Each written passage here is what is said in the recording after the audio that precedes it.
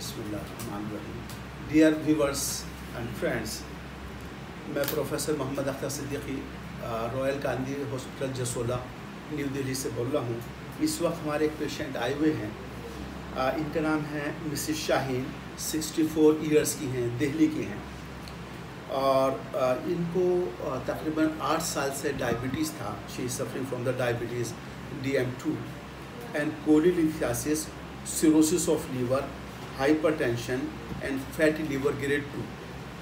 ये मुख्तलिफ़ अस्पताल में इलाज करा के हमारे पास आए। तो ये 1 साल पहले हमारे पास आए थे।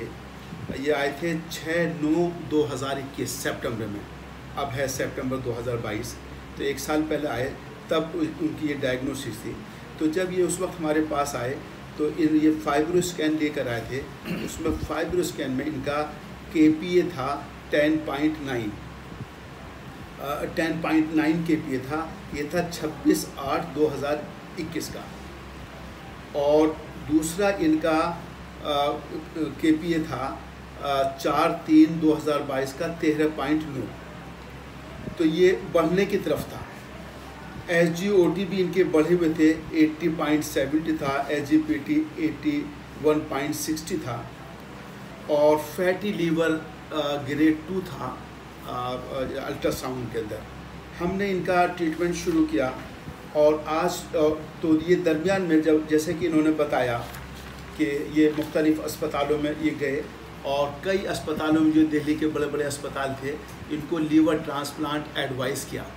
अब 64 इयर्स की एज में लीवर ट्रांसप्लांट का ख़र्चा कितना बताया था आपको? सर वही 25 लाख तो उसमें आता है। अब आप बताएं कि आपने कहाँ दिखाया था? ये मैंने PSRI में दिखाया है, अपोलो में दिखाया, गंगाराम में दिखाया और कई लोग थे जहाँ बताया लीवर का, सब जगह दिखाया। जी। तो वही था, या तो ऐसे चलने दें, बढ़ने की ओर जाता रहे, जैसे कि बढ़ता रहेगा, रुकेगा तो है ही नहीं, ये प्रॉब्लम बढ़ती चली जाएगी। और एक शुगर के पेशेंट होने की वजह से हम लोगों ने ट्रांसप्लांट को ज़्यादा अहमियत नहीं दी, क्योंकि एज ज़्यादा है, इस वजह से तो ऐसे ही चल रहे थे। फिर मैं सर्च करता रहा बहुत दिन तक, कहाँ दिखाऊँ। तो एक दिन डॉक्टर साहब का वीडियो मेरे सामने आया और मैं यहाँ पर आ गया। तो अल्हम्दुलिल्लाह जब से आया हूँ, KPA 13 पॉइंट कुछ था, आज 9.5 रह गया। अल्हम्दुलिल्लाह पहले ना तो कुछ खा पाती थी, ना कुछ पी पाती थी, वॉमिटिंग सा लगता रहता था, ब्लोटिंग हुई थी बहुत ज़्यादा। तो अब वो कोई भी प्रॉब्लम नहीं है, 1 साल हो गया है। अपना काम अपना आप करती हैं, अल्हम्दुलिल्लाह चलती हैं, फिरती हैं, खाती हैं, खूब मज़े से रह रही हैं, कोई परेशानी नहीं। अल्लाह का फजल करम है। और डॉक्टर साहब के लिए बहुत बहुत दुआएं हमारी तरफ से हैं कि माशाल्लाह बहुत अच्छा ट्रीटमेंट दे रहे हैं, सभी की खिदमत कर रहे हैं। खिदमत खल्क भी है, वैसे लेते हैं, ऐसा नहीं है, बहुत कम फीस है और मेडिसिन वगैरह भी बहुत मुनासिब रेट पर मिलती है अल्हम्दुलिल्लाह।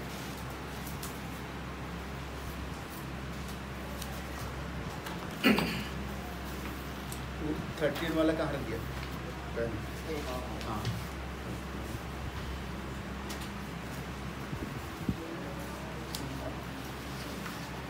इनका ये 3 हो जाए ना, वो दे दो आप।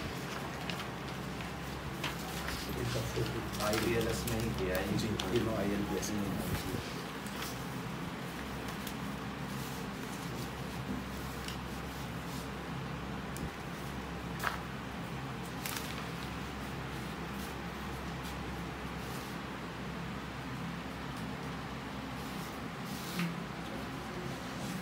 इसका